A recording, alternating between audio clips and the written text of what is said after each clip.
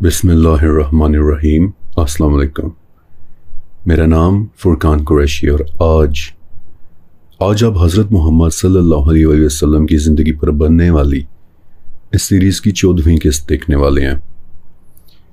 پچھلی 2 قسطوں کے اندر میں نے آپ کو بدر اور احد کی لڑائیوں میں ہونے والے ان حیرت انگیز واقعات کے متعلق بتایا تھا کہ جنہیں صحابہ ایون کے کفار نے بھی اپنی آنکھوں سے ہوتے دیکھا تھا۔ سچ تو یہ ہے کہ اس دوران ویسے تو کئی واقعات رپورٹ ہوئے تھے، لیکن کچھ واقعات تو شاید آج بھی دیکھے جا سکتے ہیں۔ مثلا علامہ ابن مرزوق رحمۃ اللہ علیہ اپنی کتاب شرح البردہ میں لکھتے ہیں کہ ابھی مجھے حج پر جانے کی سعادت نہیں ملی تھی، لیکن جو حجاج عرب سے واپس آیا کرتے تھے میں ان سے مکہ و مدینہ اور عرب کے متعلق بہت دلچسپی کے ساتھ سوالات پوچھا کرتا تھا۔ تو کچھ لوگوں نے مجھے بتایا کہ بعض اوقات بدر کے میدان سے گزرتے ہوئے یوں لگتا ہے کہ جیسے وہاں جنگ کا طبل یعنی ڈرم بج رہا ہو۔ تو مجھے حاجیوں کی اس بات پر یقین نہیں آتا تھا اور میں اس کی بڑی تعویلیں کیا کرتا تھا کہ نہیں وہ طبل کی آواز نہیں بلکہ تمہارے اپنے جانوروں کے پیروں کی آواز ہوگی۔ تو وہ لوگ مجھے بتاتے ہیں کہ بھئی وہاں زمین بڑی نرم ہے اور ہمارے پاس اونٹ ہوتے تھے اور اونٹ کے پاؤں تو سخت زمین میں بھی آواز نہیں کرتے، تو بھلا نرم زمین میں کیا آواز کریں گے۔ بہرحال یہ سب سنتے سنتے مجھے کافی عرصہ گزر گیا، یہاں تک کہ اللہ تعالیٰ نے مجھے حج پر جانے کی توفیق دے دی۔ حج کے بعد میں بدر کی زیارت کے لیے بھی گیا۔ میں وہاں سے گزر رہا تھا اور میرے ہاتھوں میں سعدان کے درخت کی ایک شاخ یا پھر ایک عصا تھا، اور میں اپنے ہی خیالوں میں گم چلتا چلا جا رہا تھا کہ میرے ساتھ موجود اعرابیوں کا ایک غلام اچانک سے رک گیا اور میری طرف دیکھ کر پوچھنے لگا کہ کیا تمہیں بھی ایک طبل کی آواز آ رہی ہے؟ اس کی بات سن کر میں اچانک سے ٹھٹک کر رک گیا۔ مجھے ٹھنڈے پسینے آ گئے اور جو کچھ بھی حاجیوں نے مجھے بتایا تھا وہ سب ایک ایک کر کے مجھے یاد آنے لگ گیا، اور میں نے غور کیا تو محسوس ہوا کہ جیسے ہوا میں ایک بھینی سی خوشبو پھیلی ہوئی ہے اور ایک جنگی طبل کی مدھم سی آواز لگاتار سنائی دے رہی ہے۔ باخدا مجھے پھر بھی تھوڑا شک ہوا اور میں نے سوچا کہ شاید جو عصا میں نے اٹھایا ہوا ہے کہیں یہ ہوا سے ٹکرا کر یہی عصا تو آواز پیدا نہیں کر رہا، لہٰذا میں نے فوراً وہ عصا نیچے پھینک دیا۔ خود میں جھک کر زمین پر بیٹھ گیا، پھر لیٹ گیا، پھر کھڑا ہو گیا تاکہ کسی طرح سے طبل کی اس آواز کا راز جان سکوں کہ کہیں یہ میری کسی چیز سے تو نہیں آ رہی۔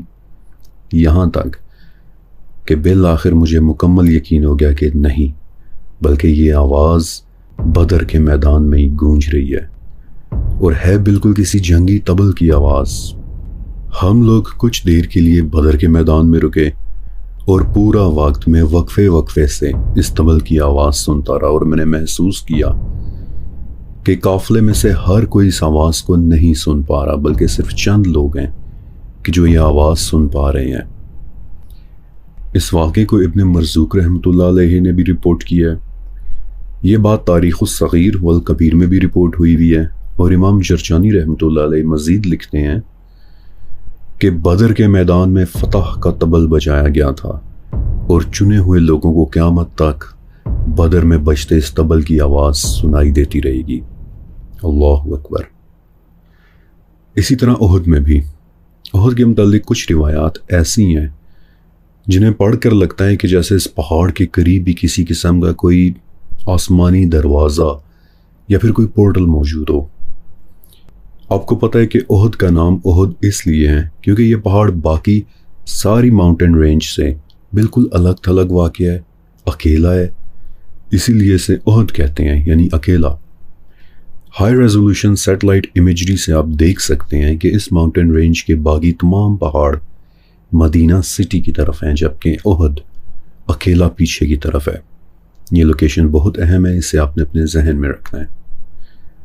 اوکے، احد کی لڑائی سے پہلے نبی علیہ السلام نے ایک خواب دیکھا تھا کہ آپ ایک جنگی مینڈھے پر سوار ہیں، اور اگرچہ آپ کی تلوار ذوالفقار آپ کے ہاتھ میں ہے، لیکن اس کی دھار آپ نے دیکھا کہ وہ ٹوٹ چکی ہے، اور اس خواب کی تعبیر نبی علیہ السلام نے یوں کی کہ ایک جنگ ہونے والی ہے کہ جسے آپ خود لیڈ کریں گے، لیکن آپ کے گھر والوں میں سے ایک شخص شہید ہو جائے گا، اور ایسا ہی ہوا۔ احد ہی کی لڑائی میں نبی علیہ السلام کے چچا حضرت حمزہ رضی اللہ تعالیٰ عنہ شہید ہو گئے تھے۔ آپ علیہ السلام کو ان کے لیے بہت دکھ ہوا تھا۔ آپ ان کی باڈی کو دیکھ کر بہت زیادہ روئے بھی تھے، اور فرمایا تھا کہ اگر مجھے حمزہ کی بہن یعنی صفیہ پھپھو کے غم کا احساس نہ ہوتا تو میں حمزہ کو یوں ہی چھوڑ دیتا، یہاں تک کہ قیامت کے دن یہ پرندوں کے پوٹوں میں سے کلمہ پڑھتے ہوئے نکل کر کھڑے ہو جاتے۔ پھر آپ علیہ السلام نے فرمایا کہ اگر کبھی مجھے قریش پر تسلط ملا تو میں ان کے مردوں سے حمزہ کا کئی گنا زیادہ بدلہ لوں گا۔ لیکن پھر اسی وقت النحل کی 126 نمبر آیت نازل ہو گئی کہ اگر تم سزا دینا چاہو تو اتنی ہی دو جتنی تمہیں تکلیف ملی ہے، لیکن اگر صبر کرو تو وہ صبر تمہارے لیے کہیں زیادہ بہتر ہے۔ تو پھر اس وحی کے بعد نبی علیہ السلام نے حمزہ رضی اللہ تعالیٰ عنہ کو دفن کرنے کا حکم دے دیا تھا۔ لیکن آپ رضی اللہ تعالیٰ عنہ کے لیے جو چادر ارینج ہوئی وہ اتنی چھوٹی تھی کہ آپ کا چہرہ ڈھانکو تو پاؤں ننگے ہو جاتے تھے، اور پاؤں ڈھانکو تو چہرہ۔ تو اس پر نبی علیہ السلام نے حکم دیا کہ حمزہ کا چہرہ ڈھانک دو اور پاؤں کے اوپر گھاس ڈال دو۔ شہدائے احد کی قبروں سے گزرتے ہوئے نبی علیہ السلام ایک خاص طرح کا سلام کیا کرتے تھے کہ تم پر سلامتی ہو اس وجہ سے کہ جو تم نے صبر کے ساتھ برداشت کیا، اور تمہارا آخری گھر انتہائی خوبصورت ہوگا۔ اب یہاں ایک بڑی زبردست بات ہے۔ قرآن کریم سے ہمیں پتہ چلتا ہے کہ شہید مردہ نہیں ہیں، وہ زندہ ہیں، البقرہ آیت نمبر 154۔ لیکن شہدائے احد، ان کی شہادت بھی بڑی خاص قسم کی ہے۔ ایک تو ان کی روحیں ان کے جسموں اور جنتوں کے درمیان سفر کرتی ہیں، وہ ایسے کہ ایک تو رسول اللہ صلی اللہ علیہ وسلم نے فرمایا تھا کہ ان کی روحیں سبز پرندوں کی طرح ہیں کہ جو عرش کے ساتھ لٹکی قندیلوں کے اندر رہتے ہیں۔ ان قندیلوں کے قریب جنت کی ایک نہر ہے بارق، وہ روحیں جنت میں جہاں چاہیں وہاں چلی جاتی ہیں اور گھوم پھر کر پھر انہی قندیلوں کے اندر واپس آ جاتی ہیں۔ لیکن رات کے وقت وہ روحیں قبر میں موجود ان کے جسموں میں آتی ہیں اور فجر سے پہلے پھر واپس چلی جاتی ہیں۔ اس حوالے سے ایک بہت ہی زبردست واقعہ موجود ہے۔ ایک صحابی رسول تھے حضرت طلحہ ابن عبید رضی اللہ تعالیٰ عنہ، بتاتے ہیں کہ ایک دن میرے تجارتی سامان کی کوئی ڈیلیوری آنی تھی کہ جو مقررہ وقت سے تھوڑی سی لیٹ ہو گئی، اور واپس آتے آتے مجھے رات پڑ گئی۔ جب میں احد میں شہید ہونے والے صحابی عبداللہ ابن حرام رضی اللہ تعالیٰ عنہ کے قبر کے پاس سے گزرا تو اس کے اندر سے مجھے قرات کی ایک انتہائی خوبصورت آواز آئی، ایسی آواز کہ جیسی آواز میں نے پہلے کبھی نہیں سنی تھی۔ میں تیزی کے ساتھ چلتا ہوا وہاں سے آگے نکل گیا، اور اگلی صبح جب رسول اللہ کو اس بارے میں بتایا تو آپ نے فرمایا کہ وہ آواز عبداللہ ہی کی تھی کہ جن کی روح صبح فجر تک ان کے جسم کے اندر موجود تھی اور صبح سے پہلے پھر واپس چلی گئی۔ یہ ساری باتیں اپنے اپنے ذہن میں رکھنی ہیں۔ جب میں احد کے قریب موجود دروازے کا ذکر کروں گا تو اس وقت یہ بات زیادہ بہتر طریقے سے ایکسپلین ہو جائے گی۔ پھر ایک اور صحابی تھے حضرت عطاف ابن خالد رضی اللہ تعالیٰ عنہ، وہ کہتے ہیں کہ ایک مرتبہ رات کے وقت میری خالہ اپنے 2 غلاموں کے ساتھ احد پہاڑ کے پاس سے گزری، تو جب وہ مقام آیا کہ جہاں شہدائے احد دفن ہے تو میری خالہ نے انہیں بالکل ویسے ہی سلام کیا کہ جیسے رسول اللہ کیا کرتے تھے۔ تو اچانک کسی قبر والے نے وعلیکم السلام کے ساتھ جواب دیا اور کہا کہ ہم تمہیں ویسے ہی پہچان گئے کہ جیسے دنیا میں پہچانا کرتے تھے۔ خالہ بتاتی ہیں کہ میں بہت ڈر گئی اور اپنے غلاموں سے کہا کہ اونٹ کو یہاں سے تیز تیز چلا کر باہر لے جاؤ، ظاہر ہے ایسی صورت میں کوئی بھی خوف کھا جائے گا کہ اسے قبر میں سے وعلیکم السلام سنائی دے جائے۔ بہرحال احد میں شہید ہونے والے صحابہ شہادت کے بہت ہی اونچے گریڈ پر فائز لوگ ہیں۔ جابر ابن عبداللہ رضی اللہ تعالیٰ عنہ ایک بہت بڑے صحابی تھے، بتاتے ہیں کہ جب ہمیں پتہ چلا کہ ایک نہر کھودی جا رہی ہے کہ جو احد کے بالکل قریب سے ہو کر گزرے گی، اور ہو سکتا ہے کہ کھدائی کے دوران کچھ قبروں کو ریپلیس کرنے کی ضرورت بھی پیش آ جائے، تو بہت سارے لوگوں کی طرح ہم بھی اس منظر کو دیکھنے کے لیے وہاں چلے گئے، اور ہم نے دیکھا کہ جب ان شہداء کو قبر سے نکالا جا رہا ہے تو ان کی باڈیز اتنی نارمل اور نرم تھیں کہ جس طرف چاہو مڑ جاتی تھیں، یوں لگتا تھا کہ جیسے وہ لوگ سوئے پڑے ہیں۔ میں بھاگ کر اپنے والد کی قبر تک پہنچا تو دیکھا کہ انہوں نے اپنے ایک زخم کے اوپر ہاتھ رکھا ہوا ہے۔ میری آنکھوں میں آنسو آ گئے، اور جب میں نے اپنے ہاتھ میں لینے کے لیے ان کا ہاتھ پکڑا تو ہاتھ ہٹنے کی وجہ سے زخم خون بہانے لگ گیا کہ جیسے یہ بالکل تازہ تازہ ہو۔ تو میں نے جلدی سے ان کا ہاتھ واپس اپنی جگہ رکھ دیا، اور وہ خون بھی اسی وقت وہیں رک گیا۔ والد کی ٹانگوں پر پڑی گھاس اب تک بالکل اپنی اصل حالت میں تھی، حالانکہ احد کو ہوئے اس وقت 46 برس بیت چکے تھے۔ اللہ اکبر۔ اوکے، اب آئیں احد کے قریب موجود آسمان کے ایک دروازے کی طرف۔ غور کریں کہ اللہ کے نبی احد کے متعلق ایسے گفتگو کیا کرتے تھے کہ جیسے احد کوئی زندہ اینٹی ہو۔ مثلاً آپ علیہ السلام فرمایا کرتے تھے کہ احد کا پہاڑ ہم سے محبت رکھتا ہے، جیسے احد کوئی جاندار ہے، اس کے ایموشنز ہیں۔ پھر ایک مرتبہ نبی علیہ السلام اپنے اصحاب کے ساتھ احد پر کھڑے تھے تو یہ پہاڑ لرزنے لگ گیا، کانپنے لگ گیا، تو آپ نے فرمایا کہ ٹھہر جاؤ، اور یہ وہیں ٹھہر گیا۔ تیسری بات، انس ابن نضر رضی اللہ تعالیٰ عنہ نامی ایک صحابی تھے، کہا کرتے تھے کہ احد کے قریب سے مجھے ایسی خوشبو آتی ہے کہ جیسے جنت کی خوشبو ہو۔ یہ بہت اہم پوائنٹ ہے۔ چوتھی بات کہ احد میں جب حضرت طلحہ رضی اللہ تعالیٰ عنہ کی انگلیاں کٹ گئی تھیں تو تکلیف کے مارے ان کے منہ سے ایسی آواز نکلی کہ جیسے عموماً تکلیف کے وقت نکلا کرتی ہے، جسے ہم سسکاری بھرنا کہتے ہیں۔ تو رسول اللہ نے فرمایا تھا کہ طلحہ، اگر تم سسکاری کے بجائے بسم اللہ کہہ دیتے تو اسی وقت تمہیں فرشتے اٹھا لیتے، یہاں تک کہ تمہیں جنت دکھائی دینے لگ جاتی۔ کیوں؟ کیونکہ حدیث میں آتا ہے کہ احد جنت کے دروازوں میں سے ایک دروازے پر ہے۔ ایگزیکٹلی یہی روایت ابو لیلہ رحمۃ اللہ علیہ نے بھی نقل کی ہے، صرف ایک لفظ کے فرق کے ساتھ، کہ احد کا پہاڑ جنت کے دہانوں میں سے ایک دہانے پر ہے، اور دہانہ کسے کہتے ہیں؟ دروازے کو، پورٹ آف انٹری کو۔ اسی لیے احد کے شہیدوں کی روحیں ان کے جسموں میں آتی جاتی رہتی ہیں، ان دروازوں، ان راستوں کے ذریعے کہ جن کا ایک سرا یہاں احد کے قریب جبکہ دوسرا سرا آسمان میں جنتوں کے قریب کھلتا ہے۔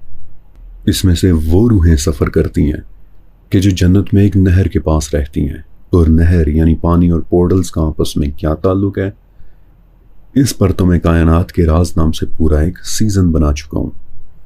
اسی لیے انس ابن نضر کہا کرتے تھے کہ احد کے قریب سے مجھے جنت کی خوشبوئیں آتی ہیں، کیونکہ احد کے قریب آسمان کا ایک ایسا دروازہ موجود ہے کہ جو کسی نہ کسی طرح دوسری طرف سے جنت سے منسلک ہے۔ اسی لیے طلحہ رضی اللہ تعالیٰ عنہ کو نبی علیہ السلام نے فرمایا تھا کہ طلحہ، اگر تم بسم اللہ کہتے تھے تمہیں جنت دکھائی دینے لگ جاتی، یعنی آپ تمہاری آنکھوں کے سامنے وہ دروازہ کھل جاتا۔ اللہ اکبر۔ Amazing amazing amazing knowledge. احد کے متعلق یہ تمام حدیثیں یقیناً آپ نے پہلے سے سن رکھی ہوں گی، لیکن ان میں چھپے ہوئے معنی آپ کو صرف تب دکھائی دیں گے جب آپ اس انفارمیشن پر 4th layer of understanding apply کریں گے، رازوں کو جاننے والی لیئر۔ احد کے قریب ڈیفینیٹلی آسمان کا ایک دروازہ موجود ہے۔ اسی لیے حدیث میں آتا ہے کہ جب دجال نکلے گا تو وہ مشرق سے، لیکن آئے گا وہ سیدھا احد پہاڑ کے پیچھے، لیکن فرشتے اس کا رخ شام کی طرف موڑ دیں گے۔ کیوں؟ کیونکہ وہ بھی اس دروازے تک ایکسیس حاصل کرنا چاہے گا، کیونکہ حدیث کے مطابق اس نے ایک ہاتھ میں جنت رکھی ہوئے دکھانی ہے، لہٰذا ہاتھ میں رکھی جنت دکھانے کے لیے وہ ضرور بالضرور احد کے پاس موجود دروازے تک جائے گا، لیکن فرشتے اسے آگے شام کی طرف ڈیفلیکٹ کر دیں گے۔ اور دجال کے ہاتھ میں یہ دروازے، یہ پورٹلز بھی کوئی میٹافوریکل نہیں بلکہ لٹرل ہونے ہیں، کیونکہ نبی علیہ السلام نے فرمایا تھا کہ وہ جنت اور جہنم جیسی 2 چیزیں لائے گا۔ جو چیز جنت نظر آئے اس میں نہ اترنا، کیونکہ وہ جہنم میں داخلے کی جگہ ہوگی۔ ہاں البتہ دوسرے والے میں اتر جانا، کیونکہ وہاں ہی نجات ہوگی۔ So I rest my case here کہ دجال کے پاس موجود وہ چیزیں کسی قسم کے داخلے کی جگہ ہوں گی، some kind of portals، اور احد کے قریب بھی ڈیفینیٹلی آسمان کا ایک دروازہ موجود ہے، اور اسے ایکسیس کرنے کے لیے دجال اس کے پیچھے ضرور آئے گا۔ رسول اللہ صلی اللہ علیہ وسلم کی ذات قرآن پاک کے مطابق رحمت للعالمین ہے۔ عالمین، آپ کی رحمت کئی عالمین میں، کئی ڈیمینشنز میں ایک ساتھ ایگزسٹ کرتی تھی۔ میں آپ کو ایک واقعہ اور بھی سناتا ہوں۔ حضرت نافع رضی اللہ تعالیٰ عنہ بتاتے ہیں کہ ایک مرتبہ ہم رسول اللہ کے ساتھ کہیں جا رہے تھے، اور ہم تقریباً 400 سے بھی زیادہ لوگ تھے۔ تو راستے میں ایک ایسی جگہ ہمارا پڑاؤ ہوا کہ جہاں پانی کا نام و نشان تک نہیں تھا۔ ایکسپیڈیشن میں موجود بہت سارے لوگ اگرچہ اس جگہ اترنا نہیں چاہ رہے تھے، لیکن جب رسول اللہ اس گھاٹی میں اتر گئے تو آپ کے پیچھے پیچھے اور لوگوں نے بھی وہاں اپنے خیمے لگانا شروع کر دیے کہ اسی دوران سب نے دیکھا کہ اچانک کسی نامعلوم جگہ سے ایک بکری دوڑتی ہوئی آ رہی ہے، لیکن اس کے سینگ ایسے تھے کہ جیسے ہم نے پہلے زندگی میں کبھی نہیں دیکھے تھے۔ لوہے کے بنے ہوئے بڑے بڑے سینگ۔ وہ بکری نبی علیہ السلام کے پاس آئی، آپ نے اسے دوہا، اور نافع کہتے ہیں کہ میں نے خود دیکھا کہ 400 سے زیادہ لوگوں میں سے ایک بھی آدمی ایسا نہیں بچا کہ جس نے اس بکری کا دودھ نہ پیا ہو۔ اور پھر آپ نے مجھ سے مخاطب ہو کر کہا کہ نافع، یہ بکری تم رکھ لو۔ لیکن پھر کچھ سوچ کر آپ علیہ السلام بولے کہ اگرچہ مجھے لگتا نہیں ہے کہ تم اسے سنبھال سکو گے۔ نافع کہتے ہیں کہ بکری ملنے پر میں خوش تو بڑا ہو گیا، لیکن پھر نبی علیہ السلام کی بات سن کر میں بھی سوچ میں پڑ گیا کہ اگر رسول اللہ کہہ رہے ہیں تو شاید مجھے اس بکری کی ایکسٹرا کیئر کرنی ہوگی۔ چنانچہ میں نے کیا کیا کہ میں نے ایک بڑی سی لکڑی لی اور گہرائی تک اسے زمین کے اندر گاڑ کر بکری کو اس کے ساتھ باندھ دیا۔ اس کے بعد اپنے اپنے کاموں سے فارغ ہو کر تمام لوگ آرام کرنے کے لیے لیٹ گئے، اور باقی سب کے ساتھ میں بھی۔ لیکن جب ہم اٹھے تو دیکھا کہ رسی کھلی پڑی ہے اور بکری وہاں سے غائب ہے۔ حالانکہ ناممکن تھا کہ میری باندھی ہوئی گانٹھ کو کھول کر کوئی بکری اپنے ساتھ لے جائے، اور وہ بھی 400 آدمیوں کے پڑاؤ کے درمیان میں سے۔ میں نے رسول اللہ کو اس بارے میں بتایا تو آپ نے مسکرا کر فرمایا کہ میں نے کہا تھا نا کہ تم اسے نہیں سنبھال سکو گے۔ جو اسے لایا تھا وہی اسے واپس لے گیا۔ وہ بکری کہاں سے آئی تھی؟ یقیناً اس گھاٹی میں سے تو نہیں، لیکن اس کے سینگ، اس کے ان یوزول غیر معمولی سینگ ایک بہت بڑی لیڈ ہے۔ لوہے سے بنے ہوئے بڑے بڑے سینگ کہ جو ہمیں اس کی دنیا کے متعلق بہت کچھ بتا سکتے ہیں۔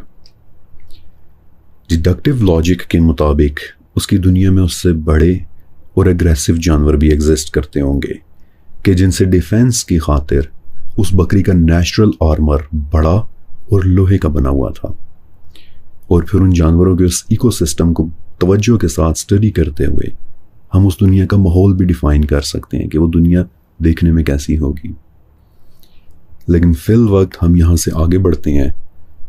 ہاں ایک بات اور کہ کچھ ایسی دنیاوں نے بھی نبی علیہ السلام کے زمانے کے ساتھ انٹریکٹ کیا تھا جن کے متعلق ورچولی ہم شاید کچھ بھی نہیں جانتے۔ مثلا ایک مرتبہ نبی علیہ السلام سفر کے لیے مدینہ سے نکلے تو راستے میں ایک درخت کے نیچے قیام کیا، تو وہاں ایک عورت آئی اور بولی کہ میرا شوہر کہیں نہیں مل رہا۔ اس کے شوہر کو یہاں وہاں ہر طرف تلاش کروایا گیا، حالانکہ اصحاب میں سے کوئی بھی اسے نہیں جانتا تھا۔ اور جس طرح کا شخص وہ ڈسکرائب کر رہی تھی کہ میرا شوہر دیکھنے میں ایسا ہے ایسا ہے، تو اس ڈسکرپشن والے آدمی کو کبھی کسی نے دیکھا تک نہیں تھا۔ نبی علیہ السلام اپنے صحابہ کے ساتھ آگے کی طرف بڑھے تو وہ عورت بھی ان کے ساتھ ساتھ ان کے پیچھے پیچھے چلنے لگی، لیکن تھوڑی ہی دیر بعد اچانک سے خود ہی غائب ہو گئی۔ اس کے بعد سارا دن سفر چلتا رہا، یہاں تک کہ اس ایکسپیڈیشن نے وہ رات ایک گھاٹی میں گزارنے کا فیصلہ کیا۔ تو رات کو جب سب سو گئے تو جو صحابی پہرا دے رہے تھے انہیں ایسے لگا کہ جیسے سامنے درختوں میں کھڑا کوئی لگاتار انہیں دیکھے چلا جا رہا ہے۔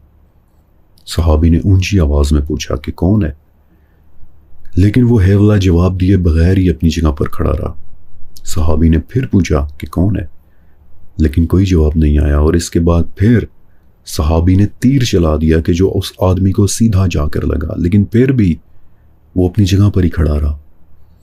صحابی نے فوراً سے دوسرا تیر چلا دیا اور وہ تیر بھی اسے جا لگا، لیکن پھر بھی وہ حیولہ ہلے بغیر اپنی جگہ پر کھڑا رہا۔ یہ دیکھ کر صحابی نے اپنے ایک ساتھی کو جگایا اور وہ دونوں وہاں دیکھنے کے لیے گئے، لیکن اس وقت وہاں انہیں کوئی نہیں ملا، البتہ ایک بڑا سا پرندہ وہاں مردہ حالت میں پڑا ہوا تھا۔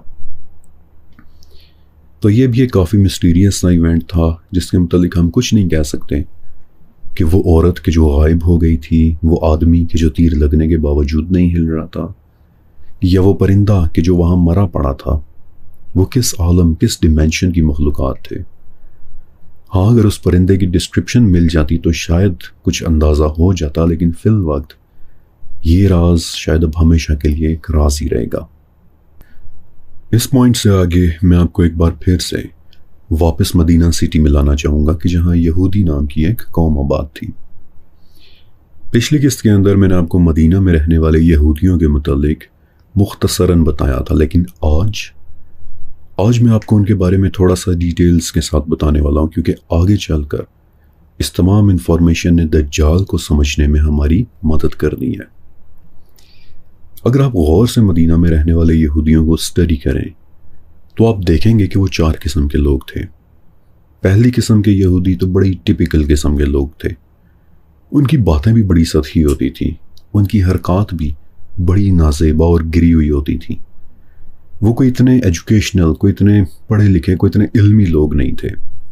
مثلا ایک مرتبہ یہودیوں کے بازار میں ایک مسلمان عورت اپنا کچھ زیور بیچنے کے لیے گئی، تو اس خاتون نے حجاب کیا ہوا تھا، اور وہ بیسیکلی حلب سے تعلق رکھنے والی ایک سیرین خاتون تھیں، کافی خوبصورت تھیں، اور اس یہودی سنار نے پوری کوشش کی کہ وہ کسی طرح سے خاتون کا چہرہ دیکھ لے، لیکن کوئی کامیابی نہیں مل رہی تھی۔ تو موقع پا کر اس نے کیا کیا،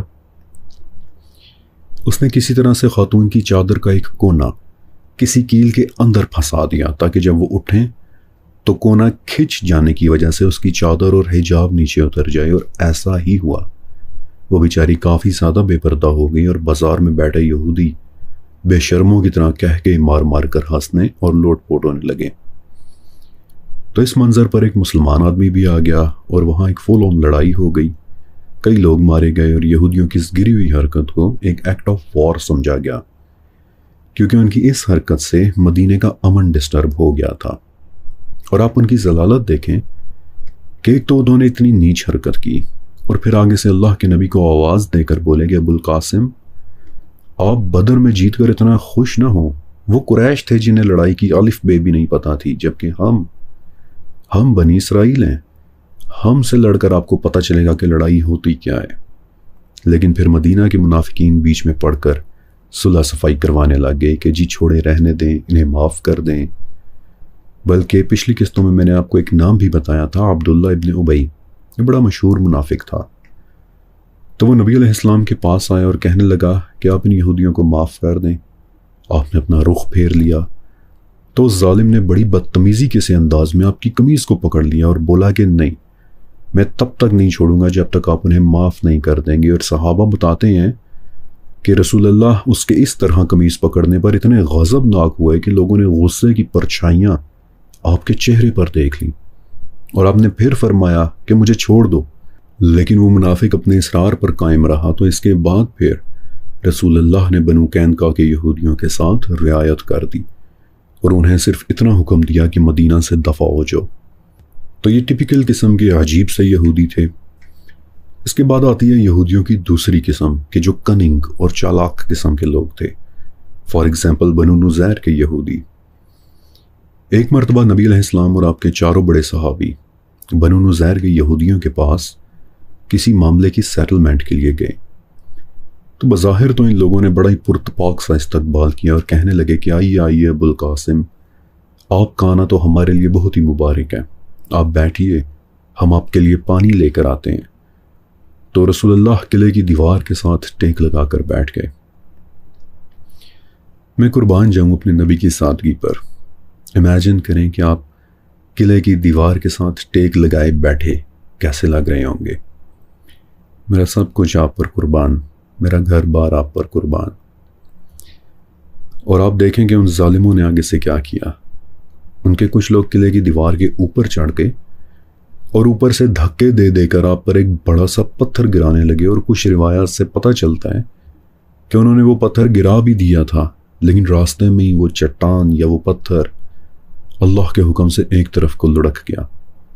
لیکن اس کے بعد نبی علیہ السلام خاموشی سے اٹھے، مدینہ واپس چلے گئے، اور وہاں جا کر بنو نذیر کے یہودیوں کو بھی حکم بھیجوا دیا کہ مدینہ سے دفع ہو جاؤ، تم اس قابل ہی نہیں ہو کہ تمہارے ساتھ کوئی معاہدہ ہو سکے۔ یہ لوگ نہ صرف چالاک تھے بلکہ بد کلام بھی تھے۔ آپ نے اکثر ایک نام سنا ہوگا، کعب ابن اشرف کا۔ یہ شخص اللہ کے رسول اور اسلام کا بدترین دشمن یہودی تھا، اور ساتھ ہی ساتھ ایک بہت بڑا شاعر بھی، ایک انتہائی نیچ انسان کہ جو اپنی شاعری سے نہ صرف رسول اللہ بلکہ مسلمان خواتین کو بھی بہت زیادہ تکلیف دیا کرتا تھا۔ تو جب اس کی بد کلامیوں کی انتہا ہو گئی تو رسول اللہ نے فرمایا کہ کون ہے کہ جو اس بد زبان کو روک لے گا؟ تو 5 صحابہ نے مل کر ایک چھوٹی سی ٹیم بنائی، اور اس ٹیم کو لیڈ کرنے والے صحابی محمد ابن مسلمہ رضی اللہ تعالیٰ عنہ نے نبی علیہ السلام سے پوچھا کہ یا رسول اللہ، کعب قلعے کے بہت اندر کر کے رہتا ہے، اس تک پہنچنا اتنا آسان نہیں ہے، تو آپ مجھے اجازت دیں کہ اس تک پہنچنے کے لیے میں مینیپولیشن کا سہارا لے لوں۔ آپ نے اجازت دے دی۔ تو ابن مسلمہ کعب کے پاس گئے۔ قلعے کی سیکیورٹی کی وجہ سے ان کے ہتھیار قلعے کے باہر ہی رکھوا لیے گئے، لہٰذا یہ لوگ خالی ہاتھ کعب کے پاس گئے اور اسے کہا کہ بھئی ہم ہیں تو مسلمان، لیکن جو اتنے صدقات اور زکوٰۃ وغیرہ دینے پڑ رہے ہیں اس سے ہم بہت تنگ آ چکے ہیں۔ تو کعب ہنس کر کہنے لگا کہ ابھی تو انتظار کرو، ابھی تو تم نے اور بھی بہت تنگ پڑنا ہے۔ تو ابن مسلمہ نے کہا کہ کیا کریں، مسلمان تو اب ہم ہو ہی گئے ہیں، یہ اتنا آسان تو نہیں کہ ہم یہ سب اچانک سے چھوڑ دیں، لہٰذا اب تم ہماری تھوڑی سی مدد کرو اور ہمیں کچھ غلہ وغیرہ دے دو۔ تو کعب بولا کہ ٹھیک ہے، لیکن بدلے میں تم میرے پاس کچھ رہن، کچھ لیوریج رکھواؤ۔ ابن مسلمہ بولے کہ کیا رہن چاہیے تمہیں؟ آپ اس کے گھٹیا پن کا اندازہ کریں، کہتا کہ اپنی عورتیں میرے پاس رکھوا دو۔ بولے یہ نہیں ہو سکتا۔ کہتا تو پھر اپنے بیٹے میرے پاس رکھوا دو۔ بولے یہ بھی نہیں ہو سکتا، ہم زیادہ سے زیادہ تمہارے پاس اپنے ہتھیار رکھوا سکتے ہیں۔ تو کہنے لگا کہ ٹھیک ہے، وہی لے آؤ۔ اور یہی تو یہ لوگ چاہتے تھے کہ کسی طرح سے اپنے ہتھیاروں کو قلعے کے اندر لے آئیں۔ جب ہتھیار اندر آ گئے تو ابن مسلمہ نے کعب کے بالوں کی تعریفیں شروع کر دی کہ بھئی ہم نے تو اب غور سے دیکھا ہے کہ تمہارے بالوں سے تو بڑی ہی زبردست خوشبو آ رہی ہے۔ تو کعب بڑا اترا کر بولا کہ ہاں، میرے پاس عرب کی سب سے بہترین خوشبو والی عورت ہے۔ بولے کہ کیا میں تمہارے بالوں کو ہاتھ لگا کر دیکھ لوں؟ کہنے لگا ہاں۔ تو ابن مسلمہ نے اس کے بال اپنے ہاتھ میں لیے، اور یہی ان کا اپنے ٹیم ممبرز کو سگنل تھا کہ جو ہی میں اس کے بالوں کو چھوں تو میں انہیں زور سے پکڑ لوں گا اور تم ہتھیار اٹھا کر اس پر حملہ کر دینا۔ اور ایسا ہی ہوا۔ کعب ملعون تو وہیں پر ڈھیر ہو گیا، لیکن ایک اتنی زوردار چیخ مار کر مرا کہ قلعے میں کوئی ایسا گھر نہیں بچا تھا کہ جدھر کے لوگ جاگ نہ گئے ہوں۔ بہرحال صحابہ کی یہ ٹیم کسی طرح سے قلعے سے نکل کر جنت البقیع تک پہنچی، اور اتنی زوردار آواز میں اللہ اکبر کا نعرہ مارا کہ آواز رسول اللہ تک بھی پہنچ گئی، اور آپ سمجھ گئے کہ میرے جانباز اللہ کے دشمن کو مار آئے ہیں۔ اور پھر آپ نے بھی مسکرا کر اللہ اکبر کا نعرہ لگایا تھا۔ امیزنگ واقعات۔ سچ کہوں تو کتنی مرتبہ سیریز کو لکھتے لکھتے ایک چل فیل ہوتی ہے، ایسا فیل ہوتا ہے کہ میں خود بھی اس دور میں واپس چلا گیا ہوں۔ تیسری قسم کے یہودی ایسے تھے کہ جو سیکریٹو اور پراسرار علوم میں بہت ماہر تھے، لیکن ان کی تعداد بہت کم تھی۔ یہ یہود کے ٹاپ کے علماء تھے، اور ان کی ایک مثال میں آپ کو پچھلی قسط میں دے بھی چکا ہوں کہ کیسے وہ لوگ آ کر رسول اللہ سے آسمان اور زمین کے راز پوچھا کرتے تھے۔ لیکن ان میں سے کچھ ایسے بھی تھے کہ جو انتہائی بھیانک علوم کے ماہر ہو گئے تھے، مثلا جادو کے۔ اور اب جو واقعہ میں آپ کو سنانے والا ہوں، یہ واقعہ احادیث کی 6 بڑی کتابوں کے اندر موجود ہے، اور اس کی تمام اسناد صحیح ہیں کہ ہاں یہ واقعہ ہوا تھا اور ایسے ہی ہوا تھا کہ جیسے احادیث میں بیان کیا جا رہا ہے۔ ہوا یوں کہ نبی علیہ السلام کو مدینہ آئے 7 سال گزر چکے تھے، تو مدینہ میں رہنے والے منافق ایک یہودی عالم لبید ابن عاصم کے پاس گئے اور اسے کہا کہ لبید، تو ہم سب سے زیادہ جادو کو جانتا ہے، ہم نے اپنی طرف سے تو بہت کوشش کر لی لیکن ابو القاسم پر اس کا کوئی اثر نہیں ہو رہا، لیکن اب جتنے پیسے تو چاہتا ہے ہم تجھے دینے کو تیار ہیں، لیکن اب تو ہماری طرف سے ان کے اوپر جادو کر دے۔ لبید ان لوگوں سے پیسے لے کر اپنے گھر گیا اور اپنی بیٹیوں اور بہنوں کو اس بارے میں بتایا، کہ جو ایون لبید سے بھی زیادہ جادو کی ایکسپرٹ تھی، اور ان سب نے مل کر آپ علیہ السلام کے خلاف پھر یہ جادو پرفارم کیا تھا۔ جس رات وہ لوگ یہ جادو کر رہے تھے، اس رات انہوں نے ایک دھاگے میں کچھ گرہیں لگائیں، اور سبل الہدا کے مطابق جس وقت انہوں نے گرہیں لگائیں، اس وقت رائٹ دین اس گھڑی گرہ لگتے وقت رسول اللہ کو اپنی بصارت کچھ عجیب سی محسوس ہوئی، لیکن جو کچھ ہی دیر بعد نارمل ہو گئی۔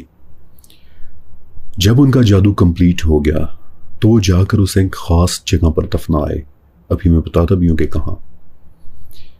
اس واقعے کے کچھ دن بعد نبی علیہ السلام فرماتے ہیں کہ ایک رات میرے پاس 2 آدمی آئے، جن میں سے ایک میرے سر کی طرف کھڑا ہو گیا اور دوسرا میرے پاؤں کی طرف، اور ایک نے دوسرے سے پوچھا کہ انہیں کیا ہوا ہے۔ دوسرے نے کہا کہ ان پر جادو ہوا ہے۔ پہلے نے پوچھا کہ جادو کس چیز پر کیا گیا ہے۔ دوسرے نے جواب دیا کہ ان کے کنگھے اور اس میں لگے بالوں پر، قطان یعنی ایک باریک اور ٹرانسپیرنٹ کپڑے میں، اور کھجور کے خشک خوشے میں۔ پہلے نے پوچھا کہ یہ جادو کیا کس نے ہے؟ تو دوسرے نے جواب دیا کہ لبید ابن عاصم اور اس کی بہن اور بیٹیوں نے۔ پہلے نے پوچھا کہ اس وقت یہ جادو کہاں ہے؟ دوسرے نے جواب دیا کہ زروان کے کنویں میں، پانی کے اندر ایک سخت اور وزنی چیز کے نیچے رکھا ہوا ہے۔ پہلے نے پھر پوچھا کہ ان کا علاج کیا ہے؟ دوسرے نے بتایا کہ کنویں کا پانی نکال کر پتھر کے نیچے پڑی یہ چیزیں تلف کر دی جائیں۔ یہ تمام گفتگو سن لینے کے بعد اگلی صبح نبی علیہ السلام کچھ صحابہ کو لے کر زروان کے کنویں پر گئے، اور دیکھا کہ وہ ایک عجیب ویران سا کنواں ہے جس کے نزدیک ایک درخت لگا ہوا ہے۔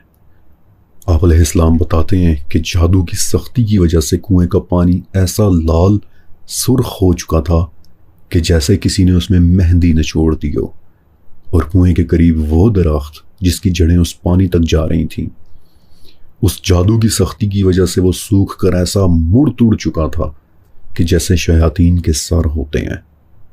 حضرت علی ابن ابی طالب رضی اللہ تعالیٰ عنہ کنویں کے اندر اترے، پانی میں رکھے ایک بڑے پتھر کے نیچے موجود وہ چیزیں نکالی، آپ کے بال مبارک بھی دیکھے کہ جن میں 11 گرہیں لگی ہوئی تھیں، جبکہ کھجور کے خشک پتوں اور قطان یعنی اس باریک کپڑے میں کچھ سوئیاں بھی چبھی ہوئی تھیں۔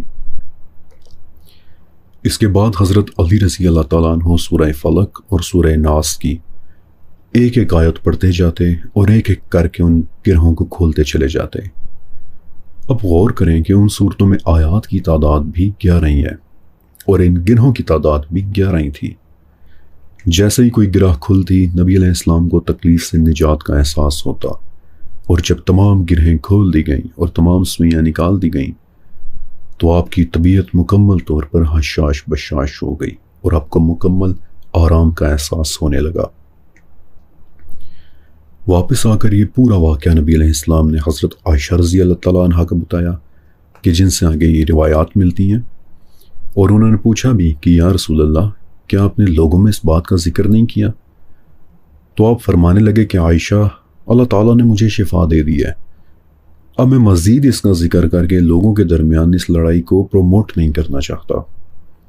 بہرحال صحابہ کرام لبید ابن عاصم کو پکڑ کر لے آئے۔ اس نے اعتراف جرم بھی کیا کہ ہاں میں نے ہی اپنی بیٹیوں اور بہنوں کے ساتھ مل کر یہ جادو کیا تھا۔ ان تمام چیزوں کو نبی علیہ السلام نے نامعلوم جگہوں پر زمین کے اندر دفن کروا دیا اور اس کنویں میں مٹی بھروا کر اسے ہمیشہ ہمیشہ کے لیے بند کروا دیا۔ اللہ المستعان۔ یہ تو تھے یہود کے 3 طرح کے لوگ، لیکن انہی میں ایک چوتھی قسم بھی تھی، ایک انتہائی پراسرار قسم کی کمیونٹی، کہ جن میں سے ایک شخص کا نام تھا ابن سیاد۔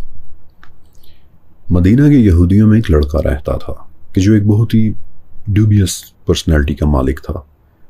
کسی کو نہیں پتا تھا کہ اس کی ریالٹی کیا ہے، یہاں تک کہ ایسی احادیث بھی موجود ہیں جن سے پتہ چلتا ہے کہ نبی علیہ السلام بذات خود بھی اسے آبزرو کیا کرتے تھے کہ آخر اس شخص کی حقیقت کیا ہے۔ حضرت ابو بکرہ رضی اللہ تعالیٰ عنہ بتاتے ہیں کہ جب کبھی رسول اللہ ہمیں دجال کے متعلق بتایا کرتے تو آپ فرماتے کہ دجال کے ماں باپ 30 سال تک بانجھ رہیں گے، ان کے ہاں کوئی اولاد نہیں ہوگی، اس کے بعد ان کے ہاں ایک بچہ پیدا ہوگا کہ جو انہیں فائدہ کم اور نقصان زیادہ دے گا، اس کے باپ کا طویل قد اور لمبی ناک ہوگی جبکہ اس کی ماں ایک انتہائی ہیوی سیٹ عورت ہوگی۔ ابن سیاد کے ماں باپ دونوں ان تمام نشانیوں پر پورا اترتے تھے، لہٰذا میں اور زبیر ابن عوام رضی اللہ تعالیٰ عنہ ان سے ملنے کے لیے گئے، اور تب سے ہم لوگ شک میں پڑ گئے کہ کہیں ابن سیاد ہی دجال تو نہیں۔ اور صرف صحابہ کرامی نہیں بلکہ جب نبی علیہ السلام کو بھی اس کی پیدائش کی خبر ملی تو آپ نے ابو ذر غفاری رضی اللہ تعالیٰ عنہ کو اس کے گھر بھیجا کہ جاؤ اور اس کی ماں سے پوچھ کر آؤ کہ ابن سیاد کے ساتھ تمہاری پریگننسی کیسی گزری، تو وہ کہتی 12 مہینے، which was once again an unnaturally long period، اور وہ کہتی ہے کہ پیدائش کے بعد یہ ایسے روتا تھا کہ جیسے کوئی بڑا بچہ روتا ہے۔ اپنی پیدائش سے لے کر اپنی گمشدگی تک ابن سیاد ایک انتہائی عجیب و غریب کردار رہا۔ جی، ابن سیاد آگے چل کر گمشدہ ہو گیا تھا، اس کا کچھ پتہ نہیں چلا کہ وہ کہاں گیا، اور ابھی میں دوبارہ اس پر واپس آتا بھی ہوں۔ لیکن جب یہ اپنی ٹین ایج میں تھا تو ایک مرتبہ وہ گلی میں دوسرے بچوں کے ساتھ کھیل رہا تھا کہ رسول اللہ صلی اللہ علیہ وسلم، صدیق اکبر اور عمر فاروق رضی اللہ تعالیٰ عنہم دونوں آپ علیہ السلام کے ساتھ وہاں سے گزرے۔ آپ حضرات کو آتا دیکھ کر مدینہ کے بچے ادھر ادھر ہو گئے، بٹ ناٹ ابن سیاد۔ وہ اپنی جگہ جم کر کھڑا رہا، which was also not normal۔ نبی علیہ السلام اس کے قریب آئے اور پوچھا کہ کیا تم گواہی دیتے ہو کہ میں اللہ کا رسول ہوں؟ تو کہتا کہ ہاں، میں گواہی دیتا ہوں کہ آپ اللہ کے رسول ہیں۔ پھر الٹا وہ رسول اللہ سے پوچھنے لگا کہ کیا آپ گواہی دیتے ہیں کہ میں بھی ایک رسول ہوں؟ نبی علیہ السلام نے پوچھا کہ تمہیں کیا دکھائی دیتا ہے؟ کہتا کہ میرے پاس سچی اور جھوٹی دونوں خبریں آتی ہیں۔ پوچھا کہ تمہیں اور کیا دکھائی دیتا ہے؟ کہتا کہ مجھے پانی پر پڑا ایک تخت دکھائی دیتا ہے کہ جس کے گرد سانپ اکٹھے ہوئے ہوئے ہیں۔ آپ نے فرمایا کہ تجھے ابلیس کا تخت دکھائی دے رہا ہے۔ اس کے بعد نبی علیہ السلام نے اپنے دل میں سورہ دخان کی 10ویں آیت کا تصور کیا کہ آپ منتظر رہیں اس دن سے کہ جب آسمان ایک واضح دھواں لائے گا، اور ابن سیاد سے پوچھا کہ بتا میں کیا سوچ رہا ہوں۔ اب دھوئیں کو عربی میں دخان کہتے ہیں اور اسی کے نام پر یہ صورت ہے۔ تو ابن سیاد پورا لفظ دخان نہیں بول سکا، مگر اتنا ضرور بولا کہ آپ کے دل میں دخ ہے۔ تو نبی علیہ السلام نے فرمایا کہ دفع ہو جا، تیرا معاملہ انتہائی گڑبڑ ہے۔ حضرت عمر رضی اللہ تعالیٰ عنہ اللہ کی قسم اٹھا کر کہا کرتے تھے کہ ابن سیاد ہی دجال ہے، بلکہ جابر ابن عبداللہ رضی اللہ تعالیٰ عنہ عمر سے پوچھا کرتے تھے کہ عمر کیا آپ اللہ کی قسم اٹھا کر کہہ رہے ہیں؟ کہا کرتے تھے ہاں، میں اللہ کی قسم اٹھا کر کہہ رہا ہوں کہ یہی دجال ہے۔ اور جابر بتاتے ہیں کہ رسول اللہ اس وقت وہاں موجود تھے لیکن آپ خاموش رہے، آپ نے اس بات کا انکار نہیں کیا۔ پھر عمر رضی اللہ تعالیٰ عنہ بولے کہ یا رسول اللہ، وہ کہتا ہے کہ میں جس بھی چیز کے پاس سے گزروں وہ مجھ سے باتیں کرتی ہے، آپ حکم دیں کہ میں اس کا معاملہ ہی ختم کر دوں۔ تو آپ نے فرمایا کہ عمر، اگر وہ واقعی دجال ہے تو تم اسے مار نہیں سکو گے۔ ابن سیاد واقعتاً ایک بہت عجیب اور پراسرار کریکٹر تھا، بلکہ ایک مرتبہ تو نبی علیہ السلام ابی ابن کعب رضی اللہ تعالیٰ عنہ کو لے کر ابن سیاد کو دور سے آبزرو کرنے بھی گئے تھے۔ یہ بات بڑی انٹرسٹنگ ہے کہ رسول اللہ نے ابی ابن کعب کو اپنے ساتھ لیا، کیونکہ ابی اسلام لانے سے پہلے یہودیوں اور توریت کے ایک بہت بڑے عالم تھے۔ It was quite possible کہ نبی علیہ السلام ابن سیاد کے بارے میں ابی ابن کعب کا بھی پوائنٹ آف ویو لینا چاہ رہے ہوں۔ آپ علیہ السلام کھجور کے درختوں میں دور کھڑے ابن سیاد کو آبزرو کر رہے تھے، لیکن اتنا قریب ضرور تھے کہ آپ تک اس کی آواز پہنچ رہی تھی۔ اس وقت وہ کھجوروں کے ایک جھنڈ کے درمیان لیٹا سو رہا تھا۔ اس نے مخمل سے بنی ایک چادر اوڑھ رکھی تھی، اور ابی ابن کعب بتاتے ہیں کہ اس وقت یا تو وہ کچھ گنگنا رہا تھا یا پھر وہ کچھ بڑبڑا رہا تھا، لیکن اسی وقت اس کی ماں وہاں آ گئی اور بولی کہ صاف اٹھو۔ صاف ابن سیاد کا اپنا ریئل نیم تھا۔ وہ بولی کہ صاف اٹھو، ابو القاسم آئے ہیں۔ اور رسول اللہ نے فرمایا کہ کاش تم یہ آواز نہ دیتی تو آج میں اس کی حقیقت جان لیتا۔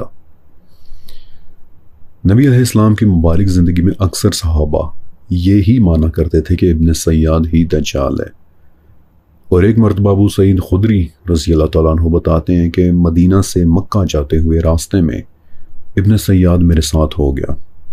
اس نے راستے میں مجھے پینے کے لیے دودھ پیش کیا، لیکن دل ہی دل میں چاہ رہا تھا کہ اس شخص کو ایوائڈ کروں، لہٰذا میں نے گرمی کا بہانہ بناتے ہوئے دودھ پینے سے انکار کر دیا۔ تو ابن سیاد میری طرف دیکھ کر بولا کہ تم یہ دودھ اس لیے نہیں پی رہے نا کیونکہ تم بھی مجھے دجال سمجھتے ہو؟ ابو سعید یاد کرو کہ رسول اللہ نے دجال کی کیا نشانی بتائی تھی کہ اس کے بچے نہیں ہوں گے، لیکن تمہیں پتہ ہے کہ میرے بچے بھی ہیں۔ رسول اللہ نے یہ بھی بتایا تھا کہ وہ مدینہ اور مکہ میں داخل نہیں ہو سکے گا، لیکن میں مدینہ سے آ رہا ہوں اور مکہ کی طرف جا رہا ہوں۔ ابو سعید بتاتے ہیں کہ اس کی یہ باتیں سن کر تو مجھے بھی اس کے لیے برا محسوس ہونے لگا، مجھے اس پر ترس آنے لگا کہ دیکھو لوگ اس کے ساتھ کتنی زیادتی کرتے ہیں، اور میں آلموسٹ اس کی طرف مائل ہونے ہی والا تھا کہ اچانک وہ ایک بڑی ہی عجیب سی ہنسی ہنسا اور بولا کہ ابو سعید، اللہ کی قسم مجھے یہ بھی پتہ ہے کہ دجال نے کہاں پیدا ہونا ہے، مجھے یہ بھی پتہ ہے کہ اس نے کہاں رہنا ہے، اور مجھے یہ بھی پتہ ہے کہ اس وقت وہ کہاں ہے۔ اور ابو سعید کی کہتے ہیں کہ یہ بات سن کر میں ایک مرتبہ پھر سے اس کے ٹرانس سے باہر نکل آیا اور اس کے متعلق شک میں پڑ گیا کہ ہو نہ ہو یہی دجال ہے۔ نبی علیہ السلام کے کئی سال بعد ابن عمر رضی اللہ تعالیٰ عنہ بتاتے ہیں کہ ایک دن میں نے ابن سیاد کو مدینہ کی گلیوں میں دیکھا تو میں حیران رہ گیا کہ اس کی ایک آنکھ سوجی ہوئی ہے۔ میں نے اسے روک لیا اور پوچھا کہ تمہاری آنکھ کو کیا ہوا؟ تو وہ لاپرواہی سے بولا کہ مجھے نہیں پتا۔ میں نے تعجب سے کہا کہ حیرت ہے، تمہاری ہی آنکھ ہے اور تمہیں ہی نہیں پتا؟ تو میرے دیکھتے ہی دیکھتے وہ اتنا غصے میں آ گیا کہ میں حیران رہ گیا، لیکن وہ غصے میں پھولتا ہی چلا گیا، یہاں تک کہ پھولتے پھولتے اس نے پوری گلی کو بلاک کر دیا۔ اور جب میری بہن یعنی حضرت حفصہ رضی اللہ تعالیٰ عنہا کو اس واقعے کی خبر ہوئی تو انہوں نے مجھے بلایا اور بولی کہ میرے بھائی اللہ تم پر رحم کرے، تمہیں کیا ضرورت تھی اسے غصہ دلانے کی؟ کیا تم نے اللہ کے نبی کو یہ کہتے نہیں سنا کہ دجال کا غصہ وہ پہلی چیز ہوگی کہ جس سے وہ لوگوں کے اوپر آشکار ہوگا؟ 99% صحابہ کرام کو یہی لگتا تھا کہ ابن سیاد ہی دجال ہے۔ اس کی شخصیت تھی اتنی عجیب و غریب اور پر اسرار۔ اس نے ایک سوال نبی علیہ السلام سے کئی مرتبہ پوچھا ہے کہ یا ابو القاسم مجھے بتائیں جنت کی مٹی کیسی ہوگی؟ اب احادیث سے ہمیں پتہ چل جاتا ہے کہ جنت کی مٹی میں کرسٹلز ہوں گے، مثلاً یاقوت اور موتی وغیرہ، لیکن کرسٹلز میں ایسی کیا خاص بات ہے؟ ایز ابو سو بلو سیریز میں وہ راز بہت ہی ڈیٹیل کے ساتھ ڈسکس ہو چکا ہے کہ کیسے کرسٹلز آسمان کے دروازے کھولنے میں ایک انتہائی اہم چابی ہے۔ So there was a very clear reason کہ وہ جنت کی مٹی کے متعلق کیوں پوچھا کرتا تھا، پاسبلی آسمان کے دروازوں کے متعلق جاننے کے لیے۔ اور آپ حیرت کی بات دیکھیں کہ کسی کو نہیں پتا چلا کہ ابن سیاد کا بالآخر بنا کیا تھا۔ وہ شخص غائب ہو گیا تھا، ڈسپیئرڈ، کسی کو نہیں پتا کہ وہ کہاں گیا۔ لیکن اگر آپ غور کریں تو آپ اس کی گمشدگی میں بھی ایک پیٹرن بنتا دیکھ لیں گے۔ صحابہ بتاتے ہیں کہ ابن سیاد واقعہ حرہ والے دن غائب ہوا تھا۔ حرہ بیسیکلی مدینہ کے ساؤتھ ایسٹ یعنی جنوب مشرق میں پھیلے ایک بہت بڑے پتھریلے ایریا کا نام ہے کہ جہاں صرف آتش فشاں پہاڑ اور ریزر شارپ پتھریلی چٹانیں ہیں۔ نبی علیہ السلام کے 63 سال بعد یزید کی فوج نے اسی راستے سے مدینہ پر اٹیک کیا تھا۔ وہ لوگ حرہ ہی سے گزر کر آئے تھے، اسی لیے اس واقعے کا نام بھی واقعہ حرہ پڑ گیا، اور یہی وہ واقعہ اور یہی وہ جگہ تھی کہ جہاں ابن سیاد مکمل طور پر غائب ہو گیا تھا۔ لیکن عمر ابن خطاب رضی اللہ تعالیٰ عنہ کہ جو اللہ کی قسم کھا کر کہتے تھے کہ ابن سیاد ہی دجال ہے، وہ اس علاقے کی کسی نہ کسی اہمیت سے ضرور واقف تھے، کیونکہ ایک مرتبہ ان کی خلافت کے دوران جب حرہ میں آگ لگی تو آپ کو پتہ ہے کہ انہوں نے آگ بجھانے کے لیے وہاں کسے بھیجا تھا؟ تمیم الداری رضی اللہ تعالیٰ عنہ کو، وہ واحد صحابی کہ جو دجال سے فیس ٹو فیس بذات خود مل کر آئے تھے، کہ جو اگر دجال کو دیکھ لیتے تو فوراً پہچان لیتے کہ یہی دجال ہے۔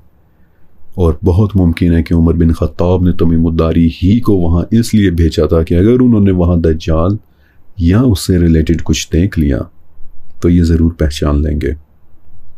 I'm telling you کہ یہ باتیں بہت بہت زبردست ہیں۔ دجال کے متعلق جو انکریڈیبل انفارمیشن نبی علیہ السلام ہمیں دے کر گئے ہیں، اس انفارمیشن میں تہ در تہ رازوں کی چابیاں موجود ہیں۔